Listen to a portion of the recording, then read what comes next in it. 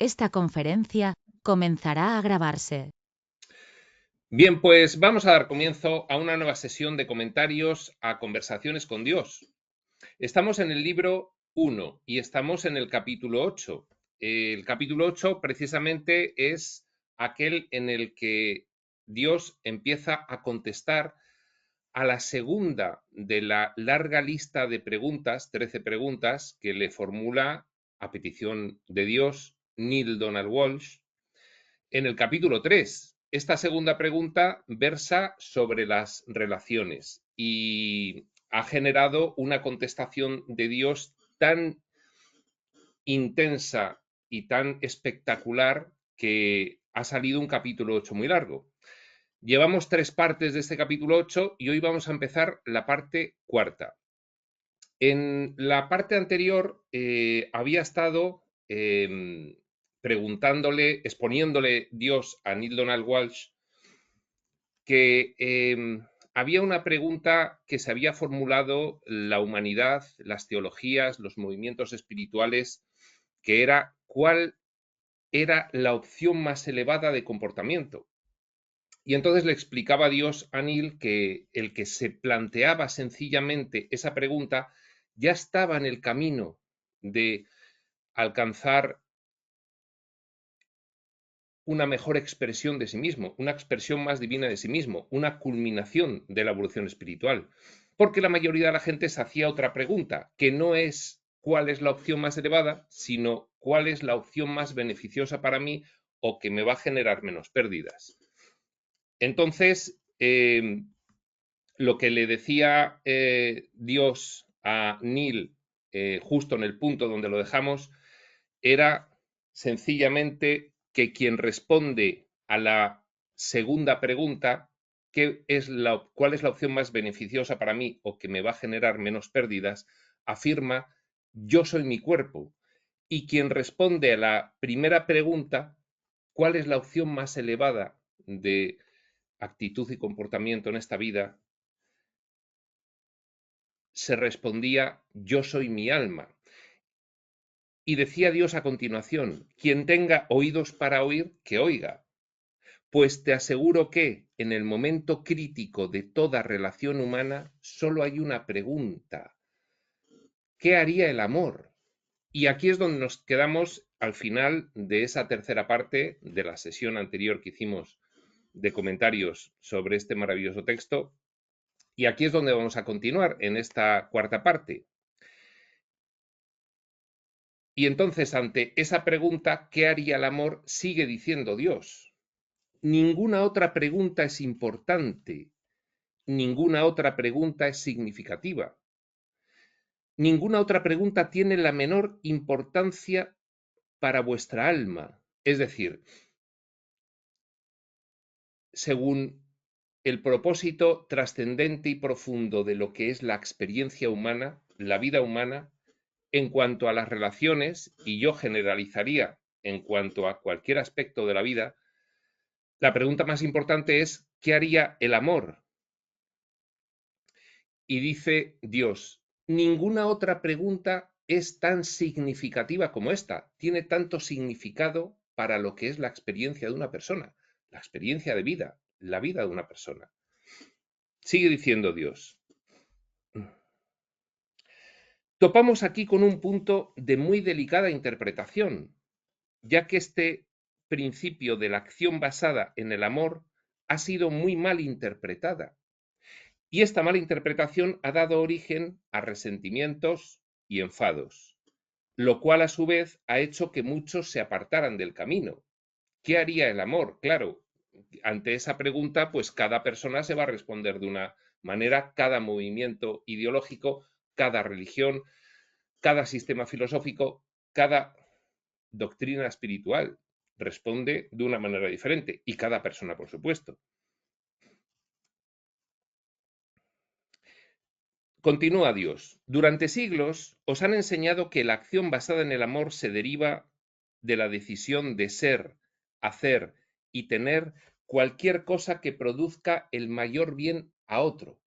Durante siglos, pues por lo menos desde los inicios de la religión cristiana. Pero deja que te diga algo, le dice Dios a Nil. La opción más elevada es la que te produce el mayor bien a ti mismo. Claro, esta afirmación, a continuación, Dios, pues lógicamente consciente de lo que implica esta afirmación para un sistema de creencias religiosas tal como es el cristiano y la interpretación que se le ha dado, pues es consciente de que va a generar bastante contrariedad en las personas que tienen esa creencia, en esa versión, en esa interpretación del amor tan arraigada.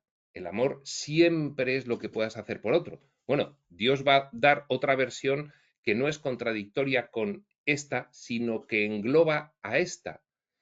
Y lo vamos a ver. Por eso va a dedicar bastante tiempo a explicarlo, porque es importante entenderlo correctamente. La opción más elevada es la que te produce el mayor bien a ti mismo. La clave, claro está, es cuál es el mayor bien a uno mismo. Al igual que toda verdad espiritual profunda, esta afirmación se presta inmediatamente a una mala interpretación, reconoce Dios. El misterio se aclara un poco en el momento en que uno decide cuál es el mayor bien que puede hacerse a sí mismo. Claro, el mayor bien que puede hacerse uno a uno mismo según la versión del mundo, pues ya sabemos cuál es. Yo el primero en el sentido de todo para mí, y si le queda algo a los demás, pues ellos que tiren por su cuenta y ya veremos. Pero desde el punto de vista de la espiritualidad profunda, de la metafísica más elevada, el mayor bien para ti mismo, dado que somos una unidad, es el mayor bien conjunto de todos. Esta frase la explica muy bien Jesús en la versión de la vida y las enseñanzas de Jesús del libro de Urantia, cuando responde a una pregunta similar y dice, el mayor bien de cualquier situación dada es aquel en el que nadie pierde y todos más o menos ganan lo mismo. Claro, eso es lo mejor para ti mismo desde el punto de vista de que si los otros no están bien, en lo que es relevante espiritualmente, tú tampoco lo vas a estar, porque esta experiencia colectiva se realiza por una unidad de conciencia in extremis, en última instancia, es una unidad de conciencia. Con lo cual, si los demás no avanzan, no va a haber un avance de nadie en conjunto, tal como podría ser el avance completo. Pero lo explica mucho mejor Dios, por supuesto, y dice, y cuando se ha tomado la opción absolutamente más elevada, el misterio desaparece, el círculo se completa y el mayor bien para uno mismo se convierte en el mayor bien para el otro.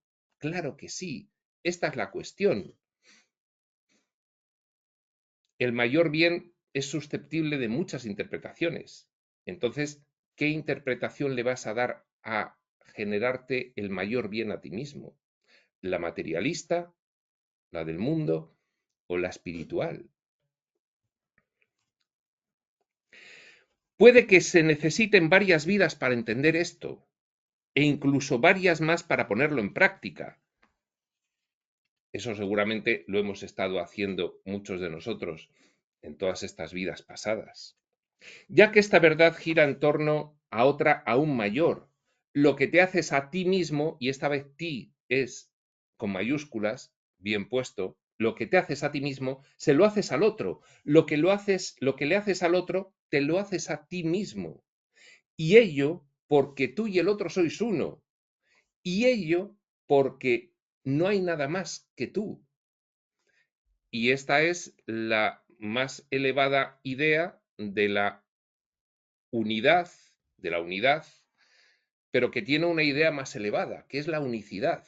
No es la reunión de varias cosas, es una única cosa lo que existe en primera y última instancia. Y esa única cosa está autoexperimentando sobre la base de una expresión de sí misma no absoluta sino relativa, una colectividad.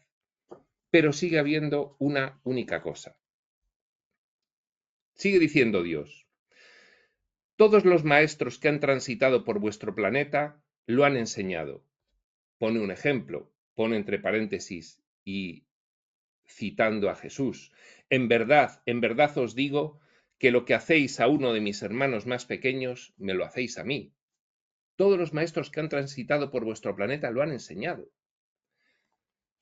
Sin embargo, para la mayoría de las personas se ha quedado simplemente en una gran verdad esotérica, con escasa aplicación práctica. Claro, en el diseño que tenemos en este mundo de experiencia de oscuridad extrema, para a partir de llegar con un olvido absoluto de quiénes somos en realidad, a experimentar lo contrario a esa naturaleza real, a experimentar el no ser, pues lógicamente en el punto de evolución de la humanidad que hemos tenido estos siglos atrás y que todavía es mayoritario, esta cuestión no ha tenido aplicación práctica. Han sido muy pocos, lo está citando aquí Dios, todos vuestros maestros, los pocos maestros que realmente ha habido, lo han enseñado y lo han practicado, pero para el resto de la humanidad no ha tenido una aplicación práctica porque se ha quedado como una idea bonita que no se ha logrado trasladar a la experiencia colectiva. En realidad se trata de la verdad esotérica con mayor aplicación práctica de todos los tiempos, afirma Dios. En realidad tiene una aplicación extraordinaria. En las relaciones con los demás es importante recordar esta verdad. Sin ella, dichas relaciones resultarán más difíciles. Para el que no lo practica, lo que pasa que no alcanza a verlo porque estamos aquí limitadísimos a la visión materialista, determinista, reduccionista de este mundo, con ese diseño tan extremo que ha generado la emergencia de un rol de personalidad oscuro, polar, con el cual nos hemos identificado. Con lo cual, pues las creencias arraigadas del mundo son que para generarte el mayor beneficio a ti es siempre que quedes por encima de los demás, siempre que ganes tú más y los demás ganen menos. Lo que está diciendo Dios es: el mayor beneficio para ti es que todos ganéis por igual.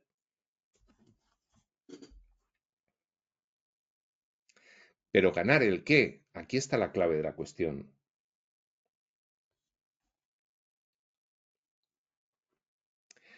Dice Dios: volvamos a las aplicaciones prácticas de este saber y dejemos por el momento su aspecto puramente espiritual y esotérico. Más ejemplos. Muy a menudo, con la anterior interpretación, la gente, con buena intención y en muchos casos auténtico sentimiento religioso, hacía lo que consideraba que sería lo mejor para la otra persona. Lamentablemente, todo esto hacía que en muchos casos, en la mayoría de los casos, se continuara abusando del otro, que continuaran los malos tratos y las disfunciones en las relaciones. Finalmente, la persona que trataba de hacer lo correcto para con el otro, perdonar, enseguida mostrar compasión, hacer continuamente la vista gorda ante determinados problemas y comportamientos, la persona que trataba de hacer todas estas cosas, se convertía en una persona resentida, colérica y desconfiada, incluso ante Dios. Pues, ¿cómo puede un Dios justo pedir ese sufrimiento, esa tristeza y ese sacrificio interminables, aunque sea en nombre del amor? Y aquí está, yo creo, la palabra clave para entender esta cuestión, porque queda claro en los textos espirituales más metafísicos dedicados a la transformación de la mentalidad, como un curso de milagros. Aunque es una idea clave en todos los demás. El sacrificio no es una vía de evolución espiritual. Dios no exige sacrificio. Pero, sin embargo, la interpretación distorsionada que se ha realizado de las enseñanzas de Jesús nos ha hecho llegar la vía del sacrificio como una vía central. No en vano Dios sacrificó a su único hijo para poder liberarnos del pecado original en el cual habíamos nacido. Sacrificio por todas partes. Esta cuestión del sacrificio es decir, la cuestión de interpretar la vía espiritual como una vía de sacrificio y no como una vía de deshacimiento del error, son las dos diferencias entre la expiación con mayúsculas y la expiación con minúsculas, bien definidas en un curso de milagros. Las consecuencias se ven palpablemente en toda la historia de la humanidad. Se ven palpablemente en la gran problemática que tienen ahora las religiones, muy públicamente en los últimos años la religión cristiana. Esta interpretación es la responsable de las grandes guerras religiosas. Esta interpretación es la responsable de las persecuciones. Esta interpretación es la responsable de la confusión del voto de celibato con el pervertido abuso de los más débiles. Para ser un ministro de esta religión, tienes que sacrificar tus relaciones de pareja durante toda tu vida. Para que eso pudiese funcionar, tendría que ser estrictamente voluntario y solamente aceptado a aquellos que realmente hubiesen alcanzado una auténtica maestría espiritual, no a todos en general.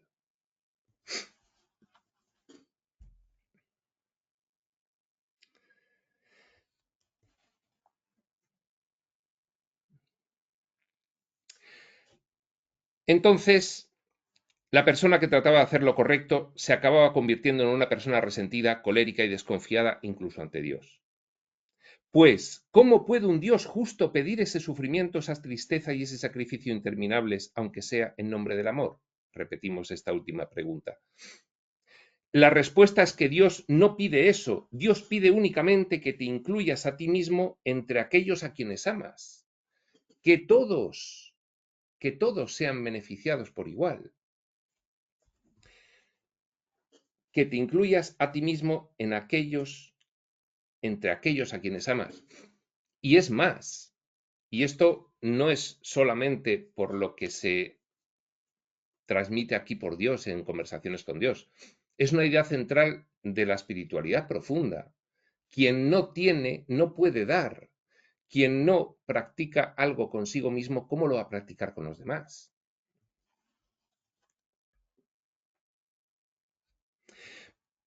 Pero Dios aún va más lejos. Dios propone, citándose a sí mismo, y aconseja que te incluyas el primero. Y lo hago con plena conciencia de que algunos de vosotros llamarán a esto blasfemia, y, en consecuencia, no lo considerarán mi palabra, y que otros harán algo que quizás sea peor: aceptar que es mi palabra y malinterpretarla o distorsionarla para sus propios fines, para justificar actos impíos. Es decir, aprovechándose de su literalidad para aplicarlo en función de lo que piensa el mundo, que es lo mejor para uno mismo. Yo el primero con exclusión de los demás, y no yo el primero con inclusión de todos los demás.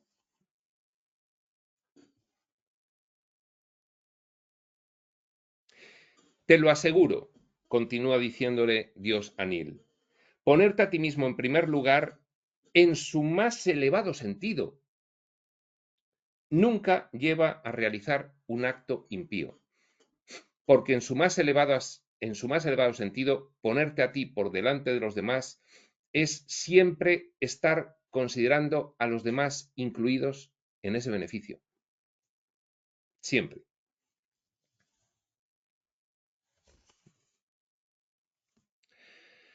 Por lo tanto, continúa Dios, si te has sorprendido a ti mismo cometiendo un acto impío como resultado de haber hecho lo que es mejor para ti, la confusión radica no en haberte puesto a ti mismo en primer lugar, sino en no haber entendido bien qué es lo mejor para ti. Lo mejor para ti es todo para mí y nada para los demás. Esto es un ejemplo extremo. Y no, lo mejor para mí es lo que beneficia al conjunto de todos. Por supuesto, determinar qué es lo mejor para ti requerirá que determines también qué es lo que pretendes hacer. Claro, ¿qué es lo mejor para mí? ¿En qué contexto? ¿Cuál es tu plan de vida? ¿Cuál es tu propósito vital? Se trata de un paso importante que mucha gente ignora. ¿Cuál es tu plan? ¿Cuál es tu propósito en la vida? Sin responder previamente a esta pregunta, la cuestión de qué es lo mejor para ti en unas circunstancias dadas seguirá siendo un misterio. ¿Cuál es tu plan? Yo, riqueza, fama, poder y prestigio. ¿Qué es lo mejor para ti? No sé si va a incluir a los demás. ¿Qué es lo mejor para ti? ¿Cuál es tu plan? Mi plan es la realización de lo que siento como mi auténtica naturaleza, lo que siento que me hace feliz, lo que siento que me deja con plena paz, dicha y gozo, profundos, estables y duraderos. Bien, son dos planes diferentes de vida, son dos propósitos. En función de cuál elijas, habrá cosas que sean lo mejor para ti muy diferentes a las otras.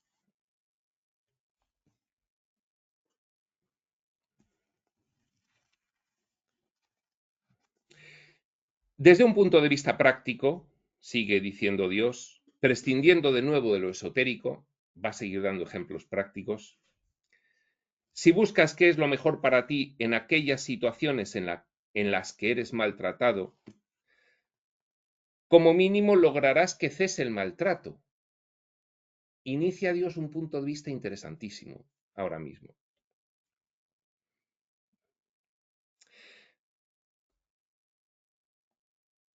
Y eso será bueno para ti y para la persona que te maltrata, el que cese el maltrato de ella hacia ti, ya que también la persona que maltrata es maltratada en tanto se le permite continuar con su maltrato. Si tú a una persona no le pones el límite debido, no le estás dando la posibilidad de tener un acontecimiento que le haga reflexionar sobre su comportamiento. Si tú estás soportando y nunca pones un límite, no le estás enseñando a la otra persona. Pero si la otra persona ve que su maltrato deja de ser aceptado, no le habrá permitido descubrir algo, dice Dios. Por lo tanto, tratar a los demás con amor no significa necesariamente permitirles que hagan lo que quieran. Esto en el entorno de las relaciones. Cuidado, que si vas por ahí a decirle a la gente que no tiene nada que ver contigo lo que tiene que hacer, esto es otra cuestión, ¿eh? Es cuando a ti te atañe, cuando a ti te está perjudicando, poner ese límite.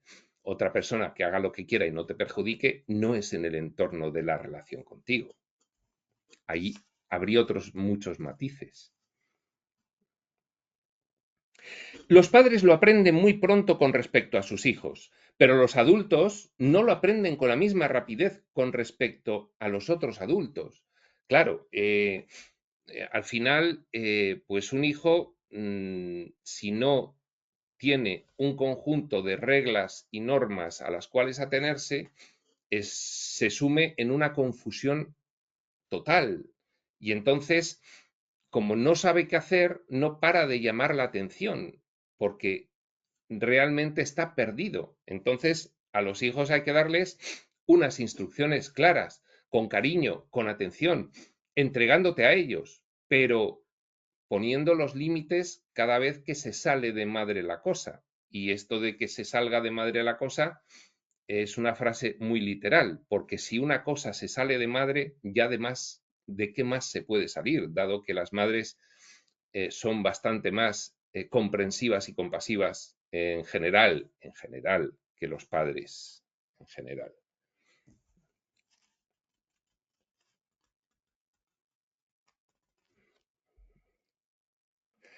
Los padres lo aprenden muy pronto con respecto a sus hijos, pero los adultos no lo aprenden con la misma rapidez con respecto a los otros adultos, ni las naciones con respecto a las otras naciones. Y aquí abre Dios una pieza muy interesante. No se debe permitir que proliferen los déspotas, sino que hay que poner fin a su despotismo. El amor hacia uno mismo y el amor hacia el déspota lo exigen así. Esto, esto es de pararse y reflexionarlo. Esta es la respuesta a tu pregunta. Si el amor es todo lo que hay, ¿cómo podría el hombre justificar nunca la guerra? Le pregunta Dios a Nil. Se va a contestar él mismo, claro. A veces el hombre debe ir a la guerra para realizar la más grandiosa afirmación de quién es realmente. Dos puntos. Aquel que abomina la guerra. A veces hay que ir a la guerra para expresar que tú no quieres la guerra. Esto tendría una aplicación práctica muy interesante en que ante un país déspota, los otros países tendrían que mostrar su fortaleza también bélica. Oye, que, a ver, vamos a llevarnos bien, vamos a llevarnos bien. En el caso de que me quieras atacar, yo voy a ponerte un límite y me gusta que lo estés viendo.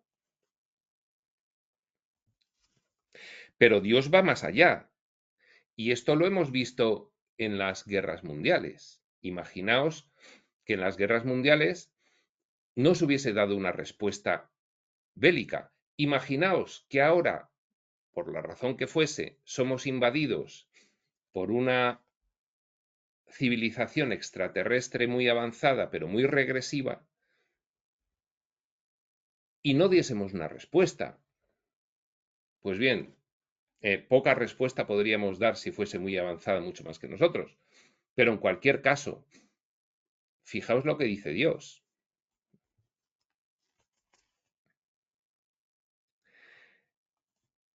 Algunas veces debes renunciar a quien realmente eres con el fin de ser quien realmente eres. Y esta frase ya es extraordinaria y es espectacular y es de difícil comprensión. A veces debes renunciar a quien realmente eres para poder afirmar más firmemente quién realmente eres. Y es en estos casos de plantar un límite. Igual no te apetece plantar el límite porque lo que te sale es no generar una tensión en una relación. No, a mí no me gustan las tensiones. No me gusta plantar un límite. Pero para poder sostener la relación de la mejor forma posible para el beneficio de ambos, del déspota y tuyo, tendrás que plantar un límite y tendrás que dar una respuesta que implique ese límite. Y a veces la respuesta que implica ese límite tiene que ser lo suficientemente provista de medios y contundente como para que el otro se vea frenado y pueda reflexionar y entenderlo. Y esa sería la mejor situación para ambos, desde el punto de vista más elevado y más metafísico. Porque si el déspota consigue sus objetivos, de seguro que el resultado iba a ser peor para él en lo espiritual. En lo espiritual. Esto no significa, por supuesto, que te pongas a ir agrediendo a todo aquel que necesita a tu juicio, un límite. Estamos hablando en el entorno de las relaciones, estamos hablando en el aspecto de que te está afectando directamente y está privándote de tu libre expresión lo que otra persona realice.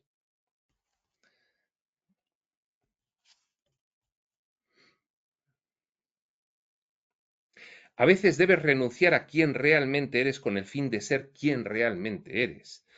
Hay maestros que lo han enseñado así. 2 puntos.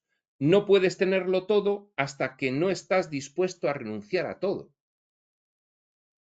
Efectivamente.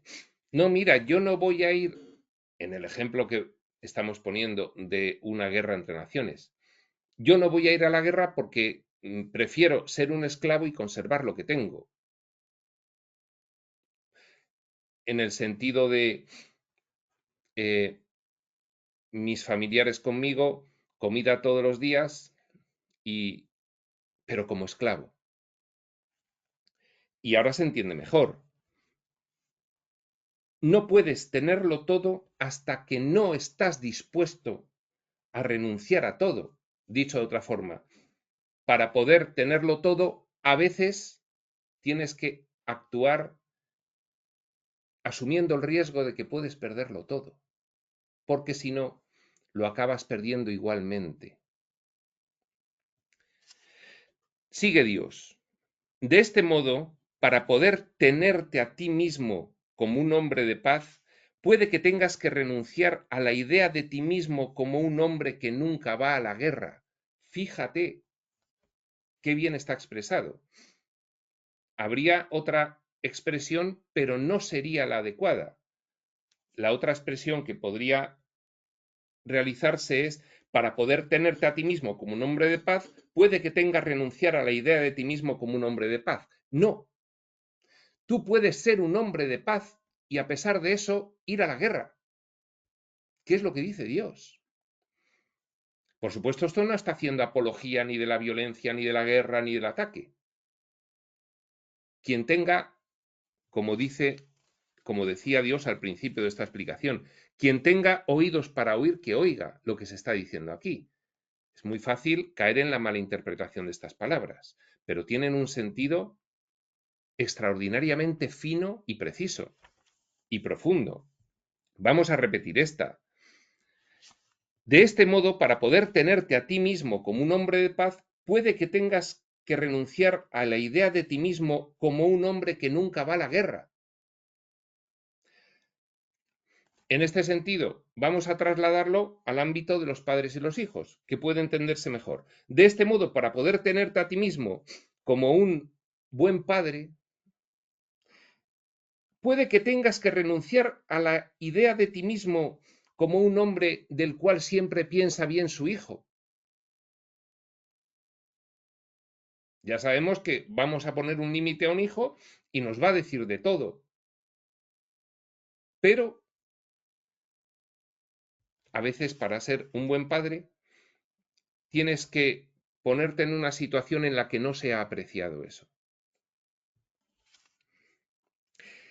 La historia ha requerido de los hombres decisiones de este tipo.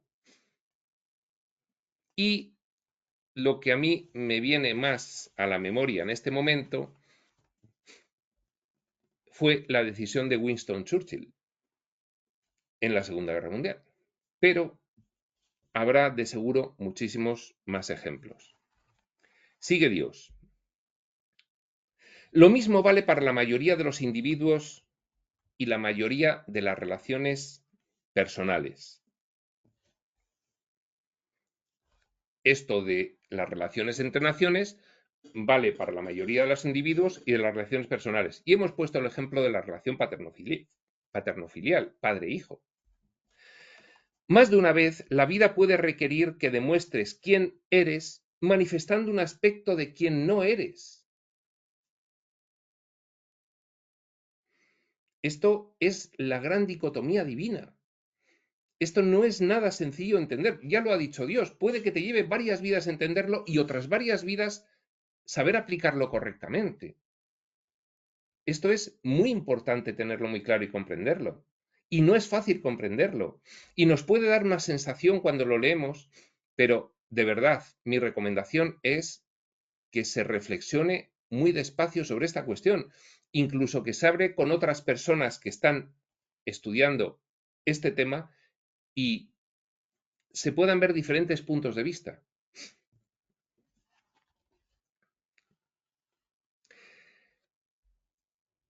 Más de una vez la vida puede requerir, repetimos, que demuestres quién eres manifestando un aspecto de quién no eres.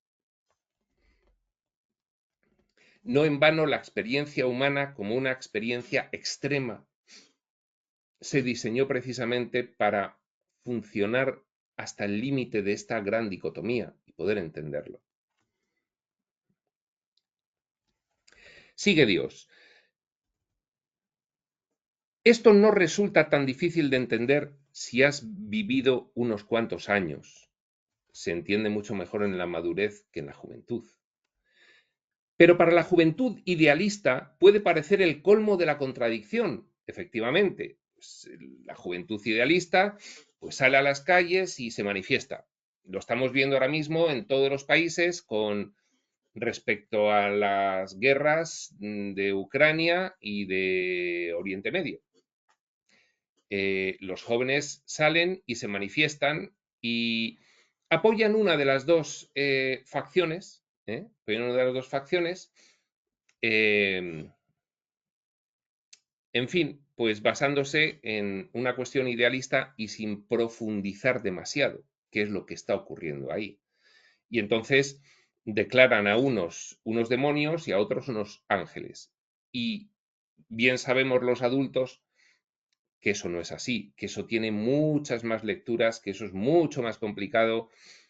En este sentido, los políticos parecen niños o jóvenes idealistas cuando se expresan, pero cualquier persona que se dedica un poco a reflexionar con cierta profundidad, pues por ejemplo, gracias a la información espiritual, o por ejemplo, pues porque le guste la filosofía, pues se da cuenta de que aquí no hay una toma de partido clara, ¿no? Estos son los buenos y estos son los malos. No, esto no es así. Esto tiene muchísimo, muchísimo calado, muchísimo.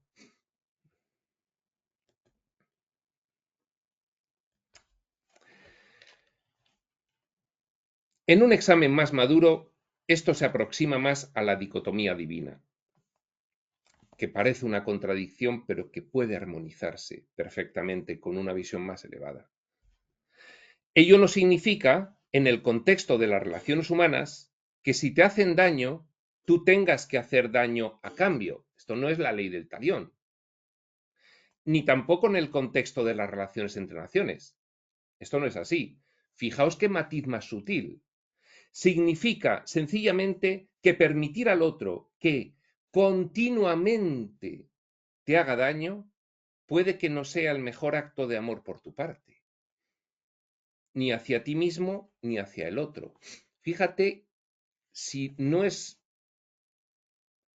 difícil esta interpretación, fíjate qué sutileza de matiz, porque ahora mismo podría cualquiera interpretar, oye, en cuanto me mires un poquito mal, te suelto con la mano abierta. No, no, no es eso, no es eso. Aquí hay que entenderlo con total ecuanimidad y equilibrio, que es lo que está diciendo Dios. Si no, no se va a entender, si no se va a distorsionar. Y, como decía Dios, puedes acabar realizando actos que no te van a dejar bien posteriormente, actos impíos que no te van a hacer sentir la mejor expresión de ti si esto no lo interpretas correctamente. Por eso hay que reflexionar bastante sobre esta cuestión.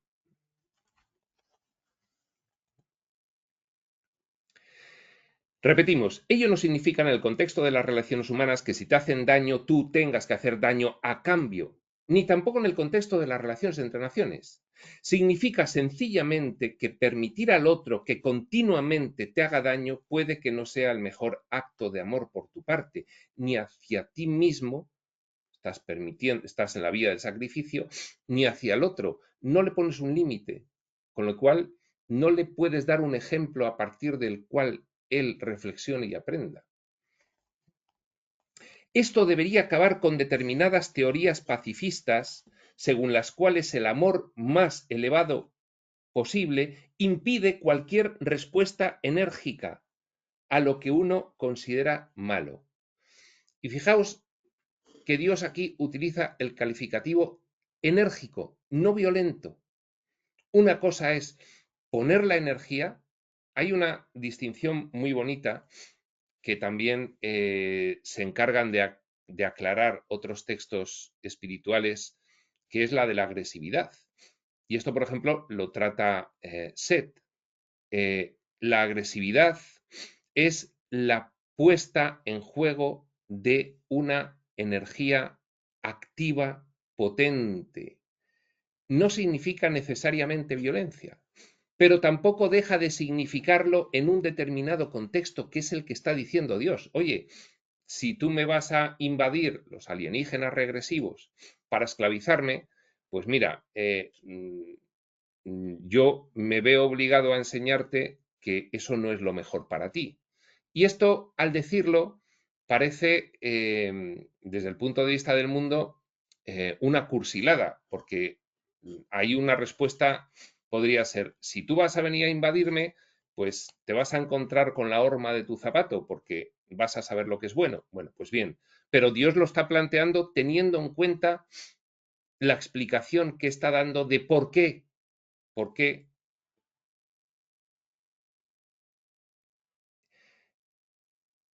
amarte a ti mismo el primero en el sentido más elevado posible es lo que haría el amor, porque en el sentido más elevado posible es siempre considerar el mejor, la mejor utilidad de aprendizaje espiritual para todos los demás. Para todos los demás. Esto debería acabar, repetimos, con determinadas teorías pacifistas según las cuales el amor más elevado impide cualquier respuesta enérgica a lo que uno considera malo. Una vez más, el discurso adquiere un cariz esotérico, puesto que ningún análisis serio de tal afirmación puede ignorar la palabra malo. Volvemos a lo mismo, porque Dios ha dicho antes, esto debería acabar con determinadas teorías pacifistas según las cuales el amor más elevado posible impide cualquier respuesta enérgica a lo que uno considera malo. Lo ha dicho muy bien Dios, lo que uno considera malo. Aquí lo malo y lo bueno son muy relativos y no son absolutos. Esto es la ficción de la polaridad. Es lo que unos y otros consideran bueno o malo. El juego del mundo. Y los juicios de valor, continúa Dios, que invitan a formular estos adjetivos, bueno y malo. Repetimos la frase para que se entienda. Una vez más, este discurso adquiere un cariz esotérico. Esotérico porque nos metemos en profundidades de qué es la dualidad, qué es la polaridad, qué es lo bueno y qué es lo malo. No hay bueno y malo absoluto, sino completamente relativo y subjetivo para cada persona. Entonces esto se convierte en un análisis esotérico. Dice, puesto que ningún análisis serio de tal afirmación puede ignorar la palabra malo y los juicios de valor que invita a formular. ¿Qué es lo malo? ¿Qué es lo bueno? En realidad no hay nada malo, únicamente fenómenos y experiencias objetivos. Sin embargo, vuestro propio objetivo en la vida requiere que seleccionéis vuestro propio objetivo en la vida humana, en la Tierra, en muchos otros escenarios, más en la vida humana en la Tierra, con un índice de polaridad o dualidad extremo. Vuestro propio objetivo en la vida humana en la Tierra, yo añado humana en la Tierra, requiere que seleccionéis de entre la creciente serie de interminables fenómenos unos cuantos dispersos a los que llamáis malos, porque estamos viviendo la experiencia en la dualidad. Y sí, el objetivo es salir de ella, pero el objetivo inicial era vivirla para luego salir de ella. Porque si desde la fuente nunca se hubiese querido incurrir en ella, nunca se hubiese incurrido en ella. El objetivo era vivir la dualidad, vivir el no ser respecto de lo que somos en realidad, para luego salir de él. Con lo cual, aquí lo que dice Dios es de una lógica aplastante. Vuestro propio objetivo en la vida requiere que seleccionéis de entre la creciente serie de interminables fenómenos unos cuantos dispersos a los que llamáis malos, ya que si no lo hicierais, no podríais llamaros a vosotros mismos buenos, ni a ninguna otra cosa, y por lo tanto no podríais conoceros o crearos a vosotros mismos, porque si estamos yendo a la nada, ¿cómo vamos a crearnos desde la nada, desde el no ser, si no hay cosas entre las que elegir? ¿Cómo? Pues esta es la cuestión. Tenemos que salir de la dualidad, pero vinimos a experimentarla. Por eso, a lo que llamáis malo,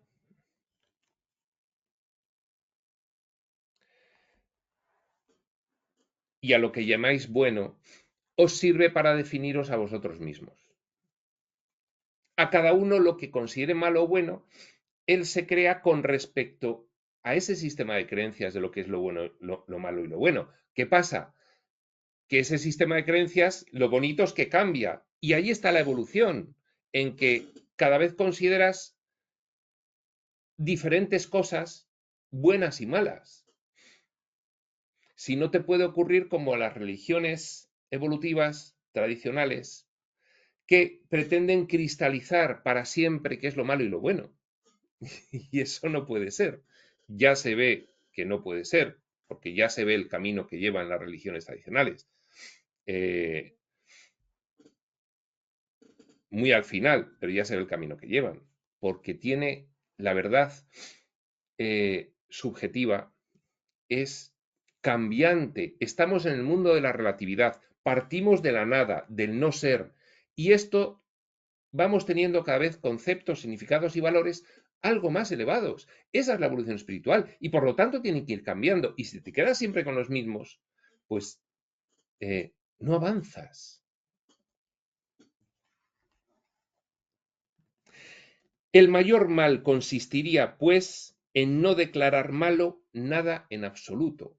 Bueno, esta frase ya es impresionante y es muy compleja de asumir porque en otros contextos hemos oído antes a Dios decir que no hay cosas buenas o malas, sino experiencias y acontecimientos que te permiten crearte a ti mismo.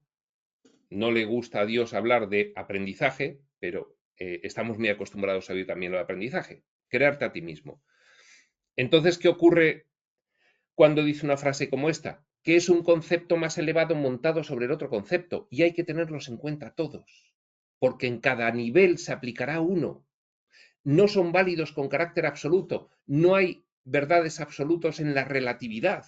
Es que no las entendemos las verdades absolutas en la relatividad. Entonces, viviendo la relatividad, hay conceptos cada vez más elevados que según vas comprendiéndolos e integrándolos hacen que tu conciencia se eleve. Fijaos qué frase. El mayor mal consistiría, pues, en no declarar malo nada en absoluto. ¿En qué contexto? En el de la experiencia humana. No, que llega Hitler y nos invade a toda Europa. No, pero eso, aquí en la dualidad no hay cosas buenas y malas, o sea que da igual. Ya está. Pues, ¿eso es lo mejor para todos? Pues no, claro. Entonces, en ese nivel, en ese nivel de experiencia humana, es lo que dice Dios. A veces, para poder afirmar quién realmente eres, tienes que dar una respuesta a un acontecimiento diferente de quién realmente eres. Y esta es la gran dicotomía divina. Y esto es lo que definitivamente te hace alcanzar un concepto más elevado, un concepto más maduro, en el que no estés pendulando sobre la base de la incomprensión, extrayendo frases de textos espirituales sin realizar una interpretación sistémica y completa y sin ver los matices de aplicación práctica a las circunstancias que nos encontramos aquí en esta extremísima experiencia humana en la Tierra. En esta vida existís en el mundo de lo relativo, donde una cosa puede existir únicamente en relación con otra. Esta es al mismo tiempo la función y el objetivo de la relación. Proporcionar un ámbito de experiencia en el que podáis encontraros a vosotros mismos, definiros a vosotros mismos. Definirnos a nosotros mismos es lo que hacemos en el camino de evolución espiritual según vamos adquiriendo conceptos, significados y valores cada vez más elevados. En cada paso de esa evolución nos vamos definiendo a nosotros mismos de una forma cada vez más elevada. No hay otra manera. No podemos pasar del no ser al ser. Tardamos mucho en bajar del ser al no ser, diciéndolo de una forma muy burda. Entonces, esto es así.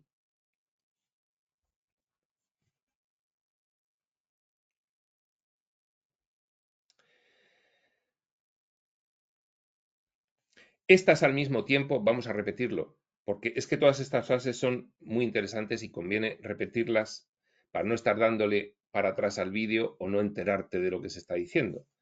Esta es al mismo tiempo la función y el objetivo de la relación, ya sea entre naciones, entre personas, de personas con situaciones, con acontecimientos y con cosas. La relación. Proporcionar un ámbito de experiencia en el que podáis encontraros a vosotros mismos y definiros a vosotros mismos. Ya lo decía un curso de milagros, la relación es un recurso de aprendizaje extraordinario. Encontraros a vosotros mismos, definiros a vosotros mismos y, si lo decidís, recrear constantemente quiénes sois. No, yo me caso con 22 años y entonces mi versión de quién soy ya es para toda la vida. Pues no vas a durar ni 6 meses. Recrear constantemente quién eres, porque pasamos de lo relativo a lo absoluto, pasamos de la nada al todo, de la máxima expresión del no ser y de olvido y de antiespíritu al espíritu. Entonces hay que estar recreándose constantemente. Según vas elevando tu nivel de conciencia, generas otra versión de ti mismo superior en este sentido a las anteriores.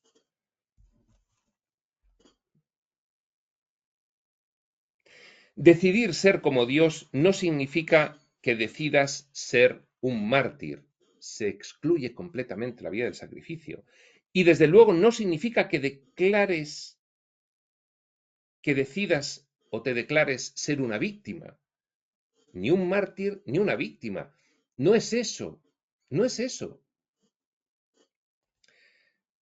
Eso sí, si te ves influido por determinados sistemas de creencias de un determinado punto de la evolución, puede ser que creas que sí es eso. Y de hecho, en el mundo ha habido varios siglos de martirologio, martirización, martirismo, como se queramos llamar, y victimismo. Varios siglos en los que, pues bien, ser un mártir y ser una víctima equivalía a hacerse santo. Bueno, pues dice Dios, no, en este punto de los conceptos, significados y valores que estamos manejando ahora mismo gracias a la información espiritual profunda, eso no es así.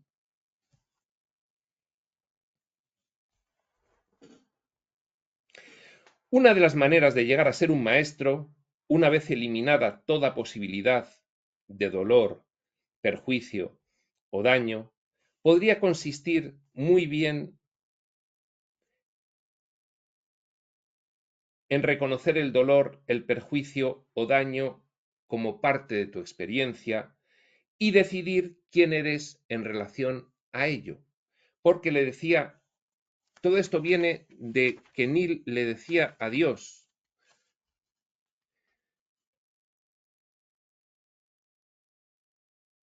cuando el dolor aparece en las relaciones con otra persona es cuando yo no sé qué hacer. Está muy bien decir, mantente al margen, haz que no te afecte en absoluto, pero eso resulta más fácil de decir que de hacer. A mí me hacen daño las palabras y las acciones de las personas con quienes tengo relaciones.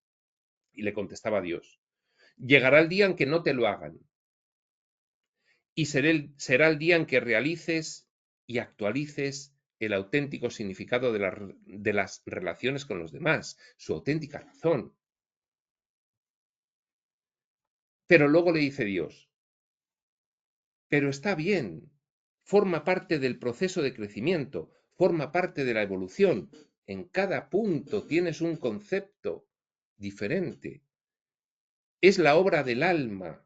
La obra del alma es la evolución espiritual, hasta que se completa en cada experiencia y a partir de ahí comienzas a hacer la obra de Dios.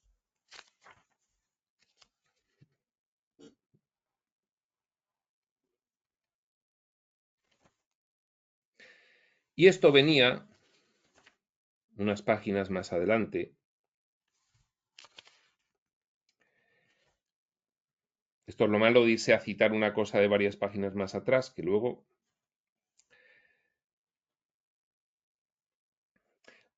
en este párrafo. Una de las maneras de llegar a ser un maestro, una vez eliminada toda posibilidad de dolor, perjuicio o daño, podría consistir muy bien en reconocer el dolor, el perjuicio o el daño como parte de tu experiencia. Asumir tu responsabilidad completa con respecto a todo lo que ha acontecido. Porque si guardas un mínimo resquicio de proyección de la culpa contra alguien por aquellos acontecimientos, no habrás alcanzado el punto necesario para empezar a hacer la obra de Dios como un humano divino, como un maestro de los de verdad. Estarás todavía en la obra de construirte a ti mismo hasta llegar a ese punto, en la obra de evolución espiritual.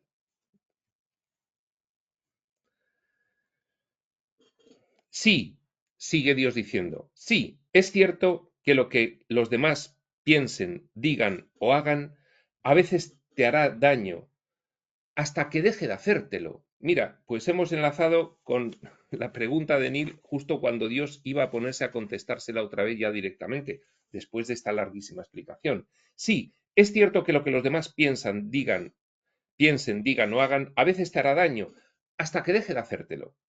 Con ello conseguirás más rápidamente una total honradez. Si estás dispuesto a afirmar, reconocer y declarar exactamente lo que piensas acerca de cualquier cosa, di tu verdad con amabilidad, pero completa. Vive tu verdad, gentilmente, pero de modo pleno y consecuente. Esto ponía Dios el ejemplo anteriormente. Con una pareja ha hecho algo que te ha hecho sentir mal, pero te lo callas, porque no quieres dar la sensación de inferioridad.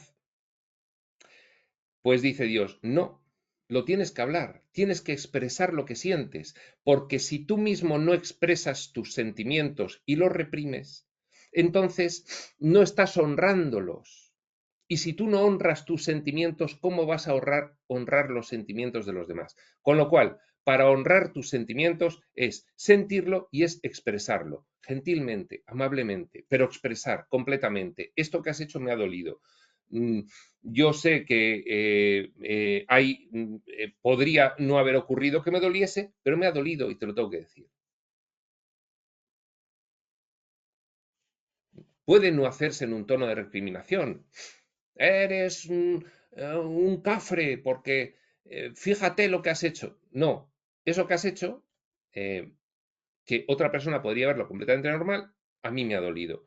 Y entonces te lo tengo que expresar. Dice Dios, es muy importante.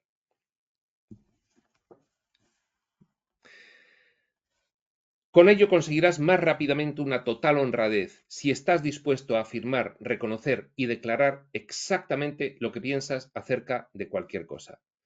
Di tu verdad, con amabilidad, pero completa. Vive tu verdad, gentilmente, pero de modo pleno y consecuente. Y otro matiz sutil. Cambia tu verdad con facilidad y con rapidez cuando tu experiencia te aporte una nueva luz. Eso es la evolución espiritual. Yo antes pensaba esto, para mí era lo más, ahora pienso otra cosa, y ahora otra, y ahora otra. Hay muchos niveles. Si tú eres una religión tradicional, consolidada, y siempre piensas casi exactamente lo mismo desde hace 2000 años, ahí se ven los problemas en los que todo esto deriva. Y todo esto hablando de la gente bien intencionada de las religiones, que luego ahí hay otra cuestión. Bien, nadie en su sano juicio, y Dios menos que nadie, te diría, cuando experimentas dolor en una relación, aléjate de ella, haz que no signifique nada. Si estás experimentando dolor, es demasiado tarde para hacer que no signifique nada. Tu tarea en este momento consiste en decidir qué significa y manifestarlo, puesto que al hacerlo así, eliges y te haces a ser aquel que pretendes ser, porque si no, la relación comienza a ser una ficción en la que tú cada vez más estás disimulando lo que te molesta y llega un punto en que colapsa completamente. En la relación tiene que haber comunicación, tiene que haber confianza. Son los pilares básicos, la comunicación y la confianza. Digo en la dinámica operativa de toda relación. Comunicación y confianza. Si no hay comunicación y confianza, aquello se convierte en una pantomima. Dicho esto desde el punto de vista más mundano. Replica Neil, después de esta larguísima explicación de Dios. Así, no tengo que ser una sufrida esposa o un despreciado marido, o la víctima de mis relaciones para que éstas sean santas, o para hacerme grato a los ojos de Dios. Contesta Dios. Santo cielo, pues claro que no, exclamando. Replica Neil. Y no tengo que aguantar agresiones a mi dignidad, asaltos a mi orgullo, perjuicios a mi psique ni heridas a mi corazón, para poder decir que doy lo mejor de mí en una relación, o que cumplí con mi deber o con mi obligación a los ojos de Dios y de los hombres. Y contesta Dios, ni por un momento. Y sigue Neil. Entonces te ruego que me digas qué promesas debo hacer en una relación. ¿Qué acuerdos debo cumplir? ¿Qué obligaciones comporta una relación? ¿Qué pautas debo buscar? Y le contesta Dios. La respuesta a esto es la respuesta que no puedes oír, puesto que te deja sin ninguna pauta y vuelve nulo y sin efecto cualquier acuerdo en el momento mismo de tomarlo. La respuesta es, no tienes ninguna obligación, ni respecto a las relaciones, ni respecto a nada en la vida. Enmarcamos y la ponemos ahí, a ver si en algún momento integramos esa frase máxima de Dios. A ver si en algún momento, previa decisión de empezar a practicarlo e integrarlo. Porque esto es un nivel metafísico máximo. No tienes ninguna obligación ni respecto a las relaciones ni respecto a nada en la vida. Pregunta Nir alarmado, ¿ninguna obligación? Y responde Dios, ninguna obligación, ni tampoco ninguna restricción o limitación, ninguna pauta ni ninguna regla, ni estás obligado por ninguna circunstancia ni situación, ni por ningún código de leyes, ni eres merecedor de castigo por ninguna ofensa, ni eres capaz de cometerla, puesto que no hay nada ofensivo a los ojos de Dios. Y ya Neil se colapsa, le estalla la cabeza y contesta, ya he oído eso antes, esa especie de religión de no hay ninguna regla, eso es la anarquía espiritual, no veo cómo podría funcionar. Y bueno, pues le da a Dios una respuesta extraordinaria en el sentido en el que le ha estado dando, pero llevamos más de una hora de comentarios y esto va a pasar a la siguiente sesión. Lo vamos a dejar aquí en la página 134, en el segundo párrafo, esta réplica de Neil. Eso es la anarquía espiritual. No veo cómo podría funcionar no tener ninguna obligación, ni estar sometido a ninguna regla, ni a ninguna pauta en las relaciones. Pues bien, continuaremos a partir de aquí en la siguiente sesión. Eso será en otro momento y ese momento será cuando tenga que ser. Y hasta entonces, prospector.